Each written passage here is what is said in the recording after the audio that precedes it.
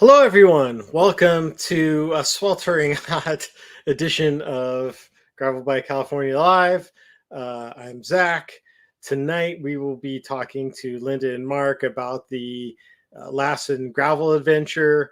As people know, I did the inaugural event last year, and for years, I've been hearing about this Biz Johnson Trail, and it being 9 hours away. I didn't, and the same reason why we have this channel is like, is it worth driving out there? It's quite a commitment. And so when the event came around, I said, oh, well, this is perfect to be proctored around and, especially going this far out. And it definitely hit all the right notes in so many ways. And it was fantastic. And if you are on our Facebook group, Mark has been posting for years all these fantastic photos of the area, which almost seemed unreal.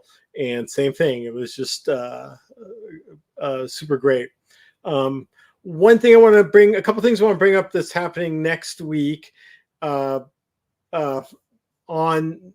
Friday and Saturday, like I think that's the 17th and 18th, up in Marin, the Radivist, which is very influential, is a low-res picture, but Wendy Cragg, who has been a photo documenter and one of the early adopters of mountain biking, Josh Weinberg, who's also an editor at the Radivist, put this film together.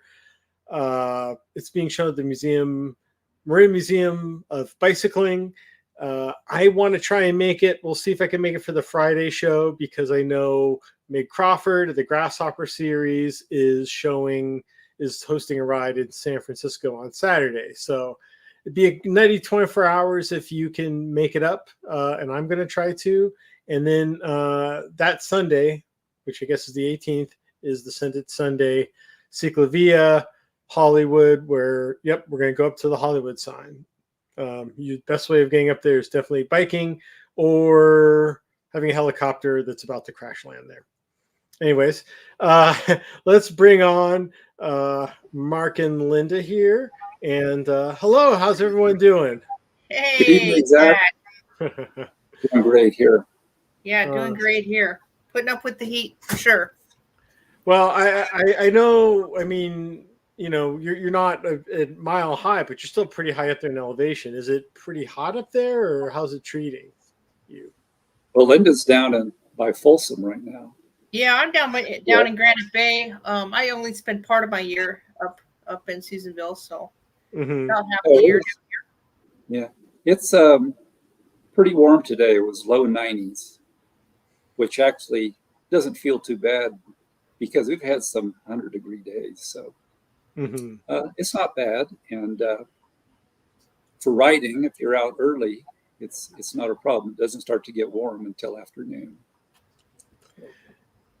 Yeah, I think everybody in California is kind of experiencing that right now. You have to kind of plan around your early mornings to get out there for the next couple of months, but it's par for the course. We get pretty good weather the rest of the year. So, well, a month from now, during the ride, it'll probably be mid 80s, I would say, instead of mid 90s. Which is cool. I've been looking at the long range forecast. I always try to find the forecast I like the best, and the one that I like the best says it's going to be a high of 80 that day. So, hey, I'll take it. But that means that the early morning is going to be nice and chilly. So you might be shedding your layers, your arm sleeves, your leg sleeves mid-morning. You know how it is. Yeah. Well, I remember last year it wasn't. It was a little chilly. Maybe I think I had a vest on in the morning and some arm warmers, but it's not. You're not flirting with sub-zero temperatures that time of the year. It was pretty nice and comfortable. Yeah. And kind of some people I know were just riding without, so it just kind of was more your preference rather than necessity to bring all your Arctic gear or something like that. Just so people can get a little taste, I'm just going to throw on just some of the clips that I just kind of threw in from last year. and that's a really short clip. I'll add another. Yeah, that was a Dixie Fire burn scar there. Yeah, I mean, that was pretty amazing. I think like one thing that was interesting. So this being most of it's in the Lassen National Forest, correct? Yeah. Yes. I know, that's not typical along the route, but it was kind of interesting with the going through that burn area. Just it did make you understand the density of trees, because you could see beyond that first couple of layers and just how much there is. Yeah. And they've go ahead, Mark. I was just going to say, some of that burn scar, you probably remember there were some big piles of logs where they cut down trees. Well, most of that has been chipped, so that's all gone. There will, occasionally a tree will fall down that was burned, but nothing so far. So Yeah, it's all still primo. And the Forest Service went in and cleaned up anything that was close to the road. So we did have a wind contingency plan for the Forest Service up in the full squatch course last year, just in case the high winds came up for some reason, and there was some danger with all the dead trees and the burn scar up there. But it turned out we didn't need to use it. Well, let me go just for people who don't have any knowledge about this event.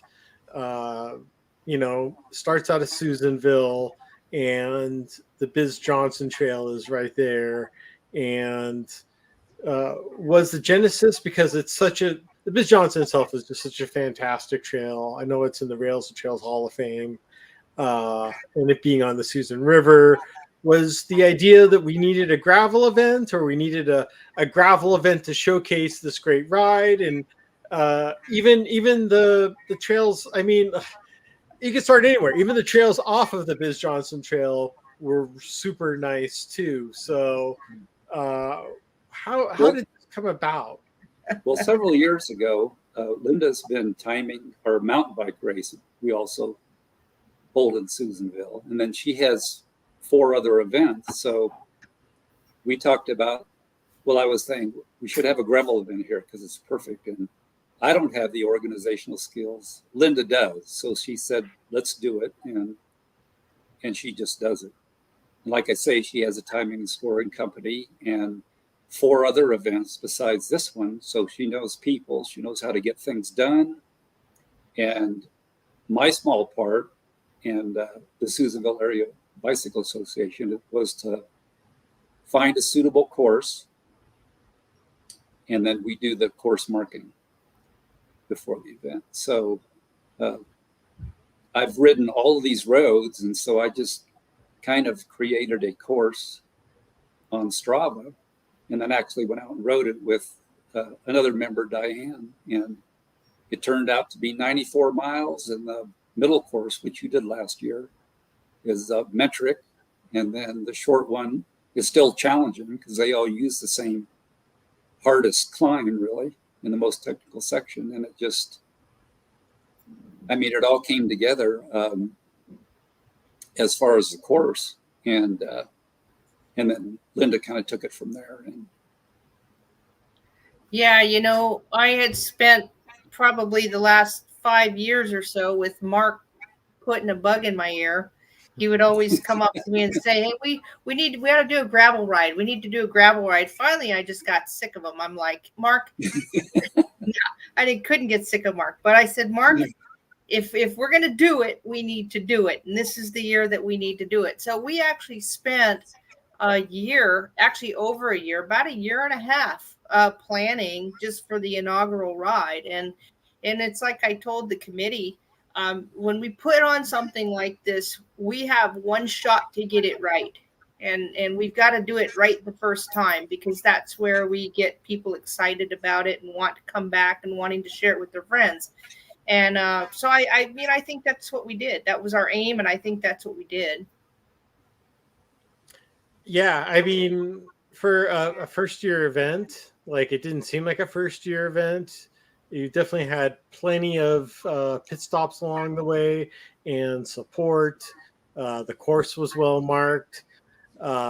Just like all the hallmarks of the things that you need for a ride that looks experienced, and it was, uh, which was a real testament to your guys' preparation, and and then you're in the community that chipped in as well to, I know you had some local groups that also helped Yeah. out with the pit stops. We did. And I can't say enough. I mean, if you're gonna do an event, and I, like Mark said, I have other events in the community, and I'm from Susanville, and I've spent a lot of years living up there and owned a couple houses up there, and I can't say enough about the community. And when it comes to volunteering and wanting to showcase the community, everybody steps up because they want people to see what a great place it is. And so, yeah, we have Rotary really steps up for our first big aid station. It's the Gomez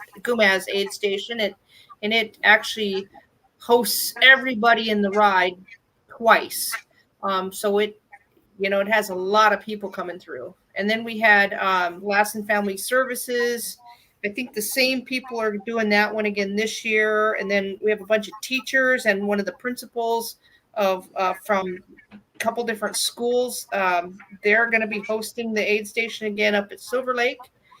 And we've got the Chamber of Commerce that's hosting the aid station at Norvell Road, which will capture the half distance and the long distance, the full distance. So we've got a lot of people that are just willing and able and volunteering before we can even ask them. It was funny. Like that station you said that was that you hit twice. When I hit it the second time, I was like, wait, this looks familiar. It was like a deja vu. Coming from a different angle, and because everybody was using it, and I'm starting to overlap the people from the mini Squatch. Or the short. Squatch, yeah. So I mean, there was still a lot of food there, and I know that the people on the full Squatch hadn't passed yet, but still a lot of people. And just very, very well done, because I mean, I used to help out on events, and it's hard to gauge how much food you have for a group, and you could really do the calculations and still be off, but everyone was pretty happy, and very well thought out. Yeah. Did you make it time for the burritos at the first aid station? I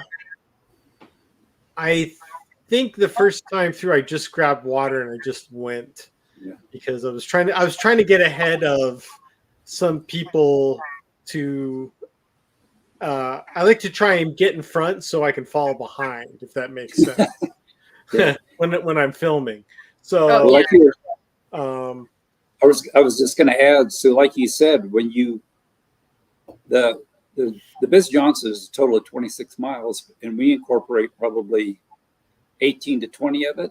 But when you're going the other direction, you wouldn't even know. I mean, it's just totally different.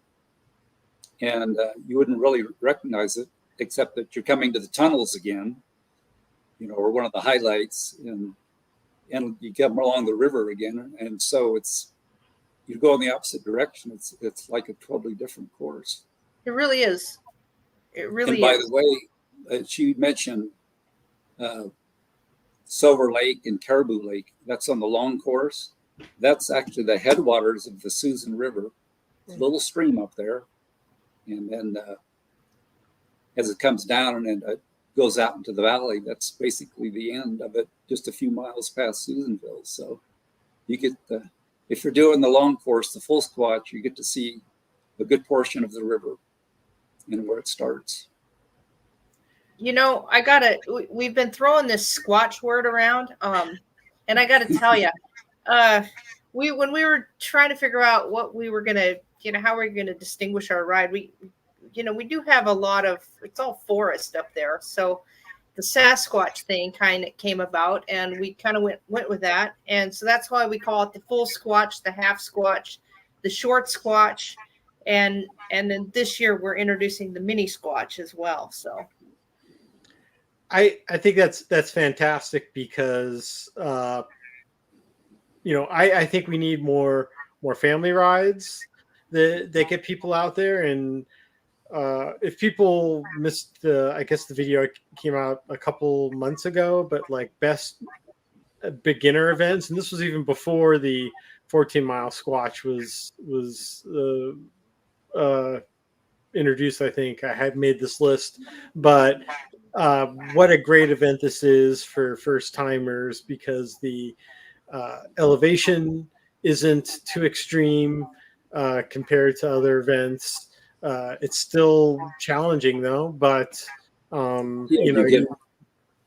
was just going to say, you get rid of most of the worst climbs early in the ride, in the first set of it, and that's a nice cruise after that. Yeah, the mini squatch isn't going to have any of the climbs. I mean, if you were a mom or dad and you wanted to bring your 10-year-old out to ride the mini squatch, it's 14 miles, 7 up and 7 back, and it goes through the train tunnels twice, which is a real treat. It's a kind of a really cool thing, and we put lanterns all the way through the tunnel, the big tunnel, and you get up there to the top at Devil's Corral, and we're going to have a mini squatch brunch. I mean, we have waiters and everything. They're all prepped and ready to go. So we've got waiters in tuxedos that are ready to. By tuxedos, it's actually kind of, I want to say trashy classy, but they're not going to actually be tuxedos anyway, but they'll be there to serve. They're going to do some pancakes, a bunch of fruit. We'll do a nice brunch, and for all the mini squatch people, if you're a mom or dad, or just somebody that just doesn't want to ride for 40 miles or 60 miles or 90 miles or whatever, and just get the best part of the lower canyon, because the lower canyon has some spectacular views, and it's got places where you can get off your bike. They've got some benches. You can take some nice shots of the river. I mean, it just, the rock cliffs in there are really pretty. So it's a real treat to just focus on the lower canyon. Yeah, and other than the mini, you get to go across that huge trestle, which you showed in one of your photos, and you did your drone, and that's amazing. That, and plus between there and Susanville, there's several other shorter trestles that you get to stop and look at the river, and it's just really beautiful.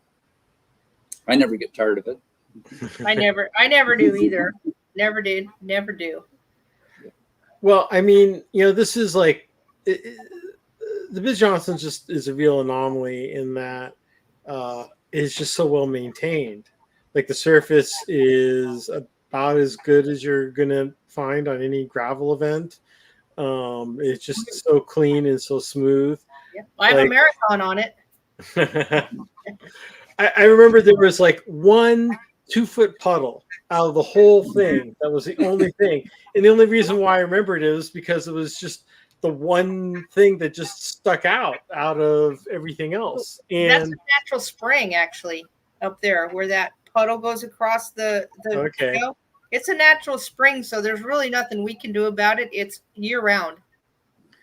Yeah. Well, I mean, just even outside that, like, look, I just came back from Universal Studios today. The tunnels look like they are part of some like nice high-end ride, the way they're maintained. And, I mean, a lot of people have been aspiring to do the same thing in these rails to trails conversions, like the Great Redwood Trail.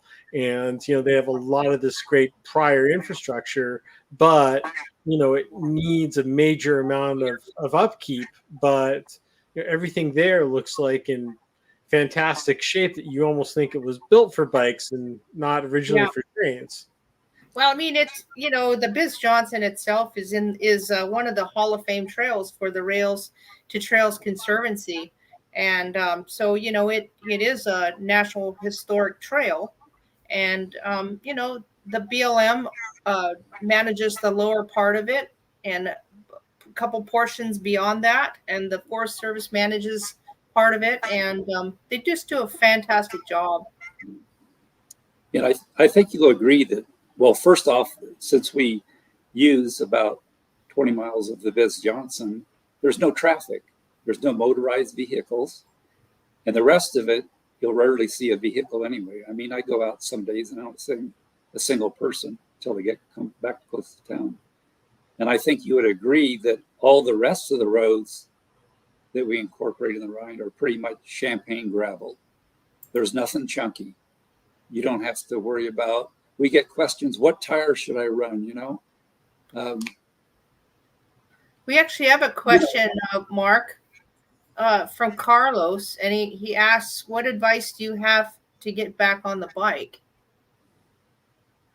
So maybe Carlos hasn't been riding for a while. What would you tell him? Do the mini squatch, I guess. Do the mini squatch? Yeah, you go 7 miles out and you can practically coast back to town. You can. Yeah. Yeah, I think and I'm trying to get my friend who lives in Reno to do this. I finally got him to purchase a gravel bike. Now he needs to assemble it.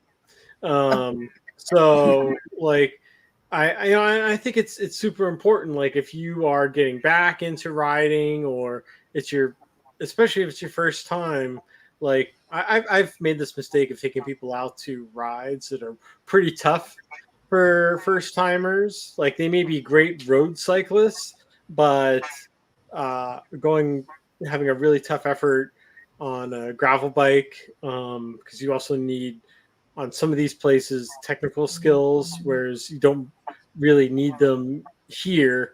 But I think it's super important to have a great first experience. And first of all, this is a ride, not a race. So you're not seeing, worrying about people zipping by you, trying to finish in the top 25. But at the same time, like it's definitely a place, and I encourage to have more events like this where you stop and it's the experience. How else can you cover this amount of ground by your own personal motion, and just the experience of I owned a convertible before, but there's nothing to match the open air of being able to see it like this. And I used to be a trail runner too, but when I was trail running, I always kept my head down. And so I feel like it's such a fantastic way of experiencing it. And definitely, that's why it was way up there on my well, this is perfect for those that are road bikers that want to have something that's fairly easy and smooth, because all the gravel is smooth. There's a couple of sandy areas because it's been very dry this year, but all in all, the gravel is really nice, and you're only on pavement. Well, like the route you did last year, you were on pavement for 1 mile, and the full they're on pavement for 3 miles, and the rest is gravel roads that you don't see anybody. You don't have to worry about traffic. And the other thing is, we deliberately made this a ride and not a race. The Strava segment components in there are for those competitive people that really want to have a competitive element. And the funny thing about it is this week alone, I've already fielded 2 or 3 emails about and messages on social media about where or if we're going to post the Strava segments. And that's the fun of it, is that no, we're not posting the Strava segments. You'll know, and they're going to be different this year too. They're different locations, and and also the middle, the half squatch, the one you did last year, Zack, will have 2 segments, time segments, and then the long one will have the extra segments, and they're completely different locations, and that Yeah, won't they're be unpublished. advertised. All I can say is that they're not sprints; they're they're longer segments. That's And all I'm going to say you'll about know you're there when you see a sign that says Strava segment 100 feet ahead. You know you're getting there, and when you see Strava segment start, you know that you're starting it, and you don't know how long it is. So you just got to kind of figure how much gas you have in the tank, because it could be a mile long, it could be 4 miles long, it could have some hills in it, it might not have some hills in it. And the only person that really knows where these is Mark. So you know, it's kind of a crapshoot how hard you want to go. You might burn yourself out by the last segment or not. Well, I think the rest of the show is going to be grilling Mark to try and get this information out of him. Yeah, there's no way. There's absolutely no way that he will give up that info. No, all I can say is they're not sprints. So yeah, you need to measure your effort on all of them, because if you don't remember the course, especially like Linda said, you don't know if there's a climb ahead or when you'll be finished exactly. Yeah. That's the fun of it, I think. But I think it was fun adding it to the half squatch this year, because we have a lot of people that wanted to go out and ride the 63 miles and add a little competitive element in there as well. So, I mean, at the end, what do you get? I mean, you get the title king or queen of the squatch, or king or queen of the half squatch, and you get a trophy that's a Sasquatch, and you get bragging rights, I guess. But other than that, it's for fun. Yep. Well, okay, so we've already gone over, and if people here aren't convinced, it's a great course. That's definite. The other thing I want to bring up too, because it's the other side of an event, is when you go somewhere, for most people, I mean, they're traveling out of town and making a weekend of it, and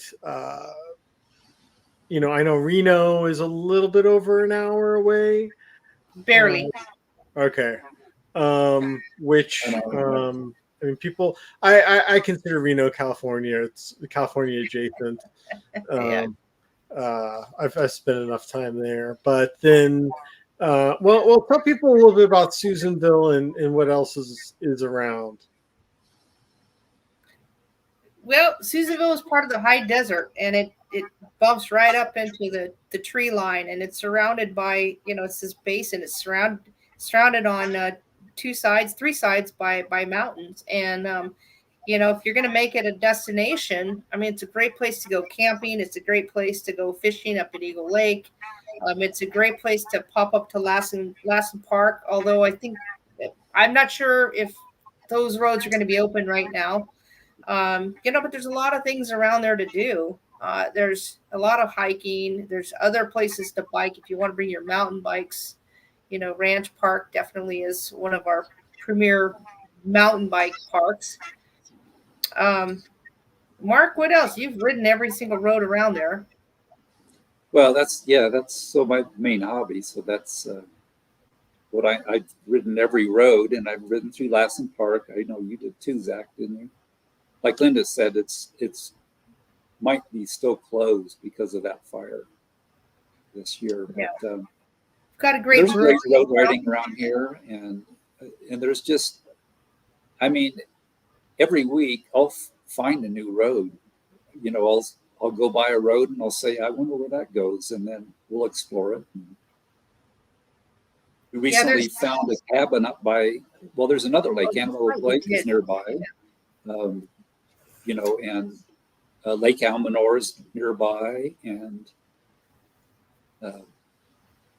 we don't really have a campground right in town.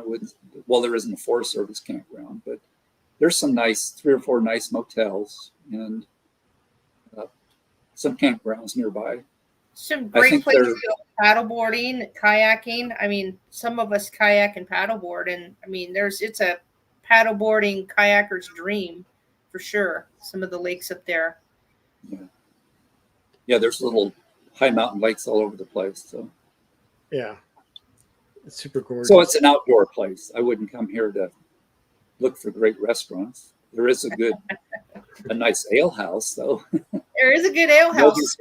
They'll be serving beer too. So yeah, they'll be serving beer, and I spoke with the owners the other day, and they're excited because they're going to be serving Athletic Brewing Company non-alcoholic beer as well. And as you can see, I'm a brand ambassador for Athletic Brewing, so I have my Free Wave Hazy, which is a favorite of in the gravel scene, and we're actually going to have non-alcoholic. We'll have the ale house beer, and we'll have some NA beer for those of us that don't drink. So we're going to have a variety of other beverages other than sodas and waters and alcohol. And what about the food, Linda?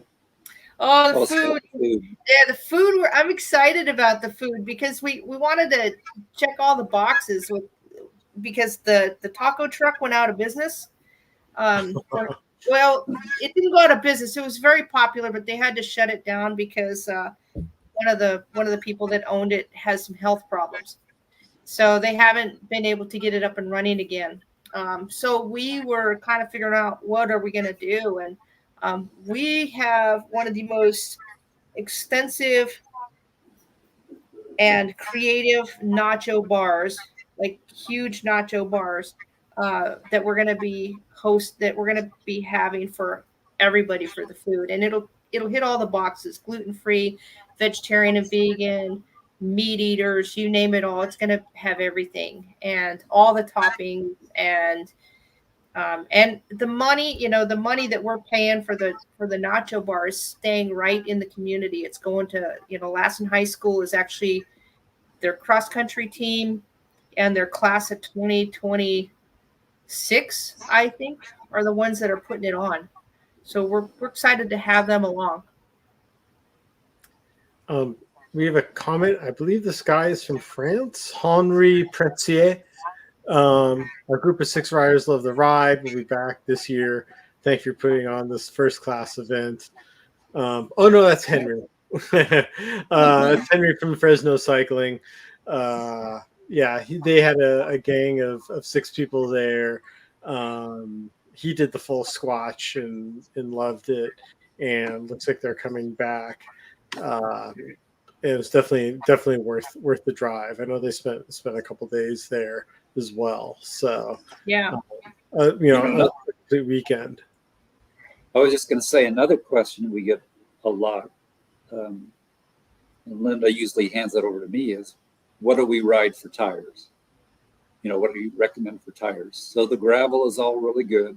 There's only one technical section when you go under Highway 36. And the reason why we don't cross any major highways because we didn't want to have to hire a highway patrolman.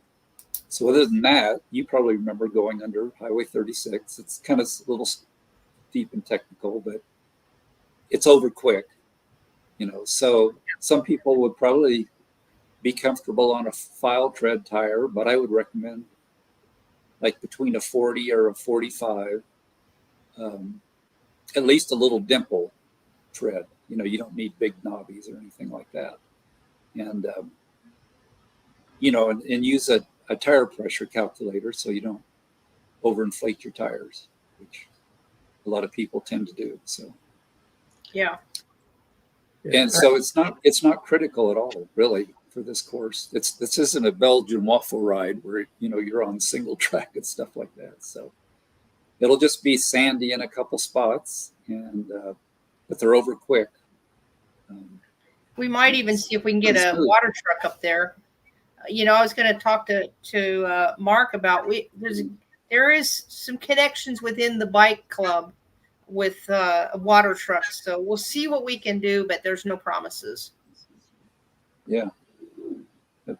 Well, I mean, like when you told me about like technical section, I was like a little worried. I was like, oh, how technical? And it is super short, and it's one of those things like you do not change your tires based on that section. It's about a minute of technical, and maybe on both sides. It's super short, so it's not nothing long and arduous. And if you decide to walk, it's only a few yards, a few dozen yards, maybe. Nothing like climbing it's not a categorized climb at all. It's Right. would be a Cat 8, I believe. Yeah. And That's nothing like that. And Henry went with the 43. So yeah, I mean, it's good just to be more comfortable, just in case if people really want to plow through and concentrate on quick rides. I'm sure you could go 35, 32s, but I mean, you want to enjoy it. Yeah, that SS that gentleman mentioned, the 43, that's basically a file tread tire, I think, with a little bit of knob on the side, and that's totally sufficient, really. Yeah. And one of the things that, Mark, you can talk about what you've done with the bike kits that you've put together for the different aid stations this year. Oh, in addition to the 8, yeah, well, there'll be something that we were missed last year. There'll be a pump and multi-tools and patch kits for those that still use tubes, and sealant, and just basics like that actually people should be carrying with them, but lots of times don't. But this course is so there's no big chunk on it, and so the chances of getting a flat are pretty remote. Yeah, unless you've gone 6 months without checking your sealant or something. Yeah, and then also, we can't be responsible for how people around town do their weed control. But if for some reason you're staying at a hotel and you're riding to the event to get started, stay off the shoulders. Ride in the lanes. Don't ride across dirt patches, because around town, there are places that have goat heads, and so you do have to be careful if you are staying in a hotel somewhere in town and you decide that you're going to ride to the event. Just kind of get your bike out on the pavement and ride the lane till you get to and everything's within a mile or two of the start. So wherever you're staying in town, you're not going to have to ride that far. But just be aware, your hotel or wherever you are staying, we don't know what their landscaping is going to be like. Yeah, and talking about hotels, there is a casino and a hotel in town, and the hotel part doesn't allow smoking, so it's totally smoke free. I think it's probably the nicest hotel in town, and they've been a big supporter of the Susanville Area Bicycle Association. Yeah, over the years. So that's what I would recommend. Yeah, and they've been a big supporter of all of our outdoor events, the outdoor events that I have, and we're going to get water from them. We'll get bottled water from them for this ride for afterwards. So they're great people up there. What's the name? Diamond Mountain Casino and Hotel. Okay. Yeah. Is that north of town, or? It's on the northwest side of town. Okay. East side of town. Yeah. East side of town or west side? Yeah, east side. Yeah, east side of Main Street. Okay. Or north, actually at northeast. Yeah. North. Susanville Main Street runs east and west. It's kind of. Yeah, it does. Yeah. Hey, I wanted to also mention. I don't know if you've heard of Project Hero. They're a national organization. They work with veterans and first responders. That have injuries or PTSD issues, or just a variety of things, and they do great bike things. It's all about bikes. They have a hub, what they call a hub in Reno, and Project Hero in Reno. We're going to actually donate a portion of the proceeds from our ride to their Reno chapter. So we're pretty excited about that. And we gave them some entries, and we gave them a discount code. So we actually have a couple comp entries. So we're going to have some of their riders out on the course. So it's going to be pretty cool. Well, that's awesome. I sometimes we see the chapter here in LA, go over Mount Hollywood, which is not where the Hollywood sign is, just a mountain over, but it's got a great view of it. And you see them on their hand cycles, Yeah. pushing up that road, and it's really inspirational. And they're all working together to get each other up that mountain, and everyone working as a team. That's a great organization. Yeah. So going back to the hotel too, so we'll provide a link for Diamond Mountain Hotel and Casino. And if somebody's a mountain biker, also they're a half mile from our 30-mile Ranch Park mountain bike park, as well as not that far, a couple miles from the depot where the Lassen Gravel Adventure Ride starts. So that's a good choice. Let me throw up the webpage here that people can register on. And I know the land trust is right there where we start out the historic depot, which when I went there for the packet pickup and was able just to go through and just see some of the history of the area put in there. That could definitely take up some time too. Because just fascinating how, big parts of California, like how much we've changed in, a little bit over a century, and yet the footprints are still there. And these are some of the photos you guys have off the website.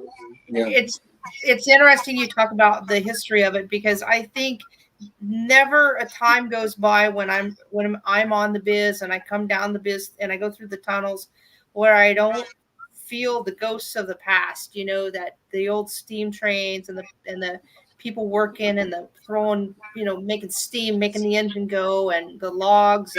And you can just feel that when you're on that part of the trail. Well, for instance, this picture that you have up right now, all those roads, say around the 25 mile, those are just those are old wagon trail roads that have been a part of the Noble and California Trail that have been improved since then. And occasionally you'll see a railroad rail with a little plaque on it. If you see those, stop and read them, because it talks about the wagon trains coming through that area. And there's quite a few of those, and you can miss them because a lot of them are kind of overgrown. But that whole area is just from the 1840s to the 1860s. That's where the wagon trains came through on one of the routes, anyway. Wow, jeez. Yeah, and that's another reason why not to zoom past. I caught a couple of the signs in there when I was biking, and to be aware of it. And kind of from the southern part of the state, the northern part had an earlier, developed history, much different from the missions that we had down there. Down here, how the state developed in a different way up here, and how wagon trains kind of came over that direction rather than trying to go across the desert, which probably was pretty smart. But still, everybody's heard of the Donner Party, and that didn't work out so well for them. So that's why a lot of these other routes were developed. As they found easier routes, they could avoid they go over a lower pass to get down to the Sacramento Valley. Now I missed this little station when I was there. Does that say Gomez on it? I think so. Yes. Well, you hit twice. Yeah, so that's where the big aid. You were probably just distracted by the big aid station that's right there, because that's where the big aid station is. Mm-hmm. So it's there, but the cool thing about those kiosks are they have a lot of historical information on them. So if you are there, and even at the start, we start at the trailhead down in Susanville, and there's a lot of historical information right on the backs of those kiosks, and you can see maps and see all kinds of really great history of the trail. So, take the time if you're not in a big rush, and especially if you get up at Devil's Corral, you've gone through the technical underneath the highway and back up the other side where the big trestle bridge is.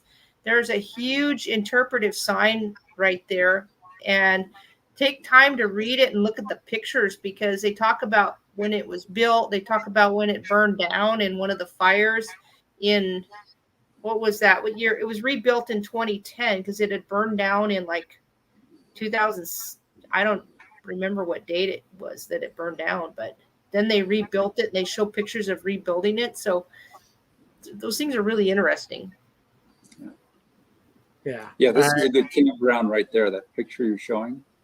It doesn't have too many campsites, but maybe, I don't know, maybe a dozen campsites. That's probably the closest one to town. And they're always empty, just about always empty. And I was up there the other day, and there's the river goes right by it, and there's a lot of water in the river. So it's a great place to play in the river if you have kids, play in the river. So and no reservations needed either. No hookups. Oh wow, jeez. Well, I know that's a big draw for some people, being able to camp and go their own pace. There's also no cell coverage there, though, at that particular campground. It's pretty. Yeah, and so isn't there going to be camping right by the depot also, Linda? Yeah. So, we had a test run with the camping last year, and we put everybody. Tim Noble's over at the old mill. He owns the old mill site, and he has where the old mill ponds were, and they're filled in. It's all flat there, and he let us put our camping over there, and we did, and he's letting us do it again. But one of the things that we're doing is we're going to separate the tent campers and car campers that don't have generators.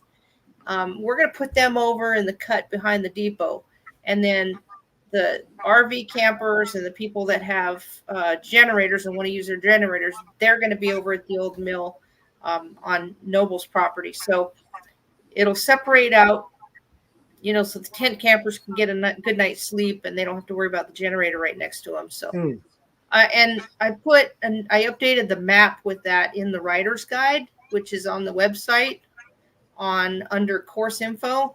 If you go all the way to the bottom, there's a link to the rider's guide, and I think I posted it on social media, on Facebook at least as well. So it's we're charging $10 a night and asking how many people are going to be with you camping, so that it's $10 whether or not you have 3 people or one person or whatever. And it's just so we can account for and gauge how many porta potties we need for those camping sites.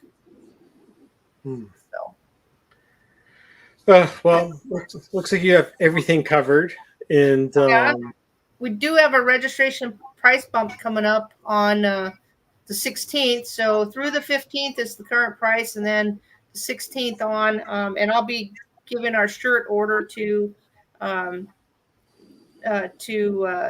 shirt person's going to do our shirts. And so, August 16th is the late registration price bump. So it goes up on the Friday. Is that yeah? Well, whatever the 16th is, it goes up on the. Yeah. And then we have another quick question in here. So it's like nice dirt roads, SK on my 50-year-old do it all custom steel bike. I'm thinking not the most comfortable. Totally, I would say not insane, especially if you're doing the definitely the mini squatch. You'd be fine, correct? And then the family ride as well. Well, that would be you mean the short squatch? Yeah. Yes. The short. Yeah. Smaller squatch. Yeah, that's a little narrow. Yeah. But the family ride definitely I think you could get away with here. Hopefully you can get the short squatch, I guess they're asking. For 40 miles? Yeah. Yeah, you could you could manage. It definitely wouldn't be ideal, but you wouldn't be able to stand up and pedal. You have to stay seated. You just spin out, I would think. We'll have more chairs at the finish line this year. He'll be fine. He'll be fine. Yeah. I think it'll be okay. But if you could even just get up a little bit bigger, but I know clearance is an issue. But yeah, I don't think it's going to definitely kill anyone out there. But thank you for the question, and on.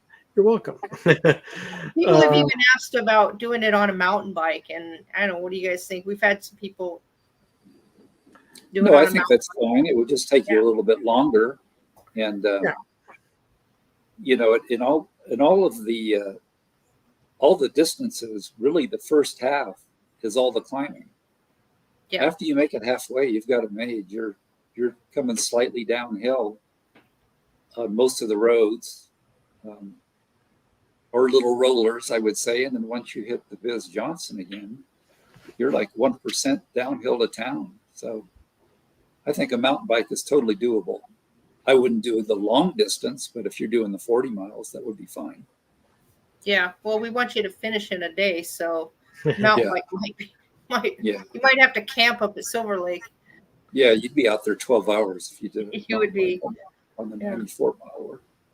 Well, I mean, but on the other end too, like if you're somebody that, just has a hybrid bike with the 30, the typical 32 millimeters, and you're looking like you don't want to commit to buying a gravel bike for an event, I think like the family ride, you could definitely get away with on that bike as long as you're not trying to, really cook out there. But I think like that's the beauty of this event, that you can try.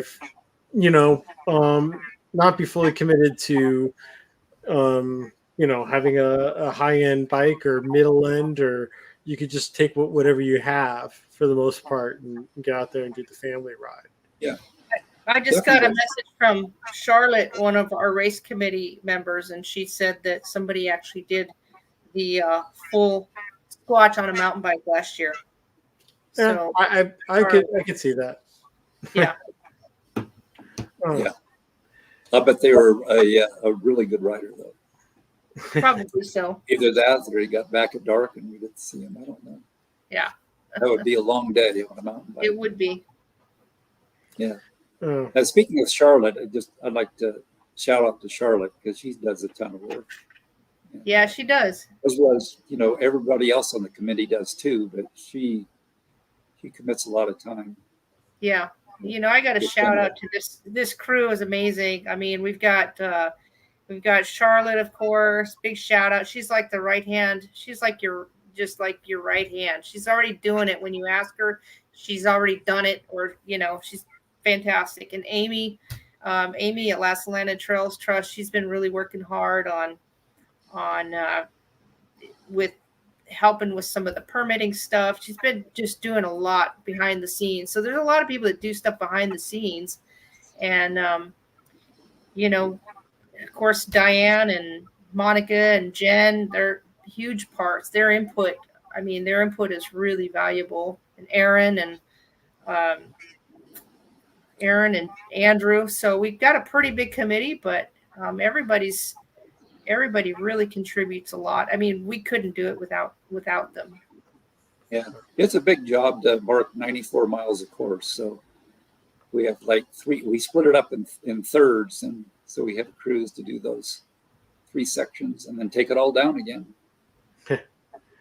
Well, I guess I'd want the lower section because not too many places you get lost. I'll volunteer. Well, and you notice we had, not only did we have ribbon, we had signs at every major intersection. So we didn't want anybody to get lost out there. Yeah, we try to build in the redundancy just in case, something gets down. I mean, I got to tell you, there are cows out in this area, like free range cows. So I came across a sign that I had put up for the Biz Johnson one year, and I came back out there and it was trampled to death. Mm-hmm. And so, I mean, that stuff does happen. The cows come and they come through a big herd, and you just never know if your sign's going to be there. So we do a lot of redundancy in our marking. Yep. And you never know what sort of wildlife you'll see out there either. This is true. Not to scare anybody, but Well, I did see deer. I did see some cows, but not nothing threatening. Maybe a couple squirrels with bad attitudes. I don't know, but nothing too dangerous. So, Yeah, you'll be fine. it'll be a fun day It'll be, yeah. for everybody. it'll be a super fun day. And we're gonna bump up our game on the aid stations, and hopefully we'll always take people's input on what they'd like to see and at aid stations, and sometimes we can do it, sometimes we can't, but I think Hammer Nutrition is one of the sponsors, aren't they? Yeah, Hammer Aren't Nutrition. they sending one of their pros to ride? I'm hoping that they will. They did specifically email and ask for a code for one of their Hammer athletes. So, I don't have it right in front of me. I want to say her name is Jen, but I can't think of her name. So, pardon me. But yeah, hopefully we'll have a Hammer sponsored athlete out there. Jen or I can't remember her name. So, Well, people have to just come and see. yeah, they're providing us with all kinds of stuff: hammer gel, heat, electrolyte. So we couldn't do it without them. Awesome. Well, let me just throw the webpage back up and just remember people, it's about 5 weeks away until 4 or 5 weeks away. So, and I know the price bump is on the 16th. So, we can't thank you enough for your promotion. I'm sure it's bumped the numbers a lot because, being it was one of your top 5 or 10 events, I think. So I saw that. So we appreciate that. The Hammer Nutrition athlete, Charlotte's really quick on the draw again, is Jenny Phillips. So I have to see if she's signed up. If not, shout out to Jenny Phillips. If you haven't signed up, do it now because you have a free code. So if you're a Hammer athlete, we need you. So cool. Well, thank you so much for joining and putting on, this fantastic event. I know these, like a lot of these events come from being a labor of love, and not just that we're cyclists, but we also want to show off the area as well, and the community that you live in. So there's a lot of pride put into this, and definitely showed. And thank you so much for coming on. Thank you. Yeah, thank you for having us and showcasing this event. All right. Well, thanks for joining us, and everyone sign up right now. Take care. Bye now.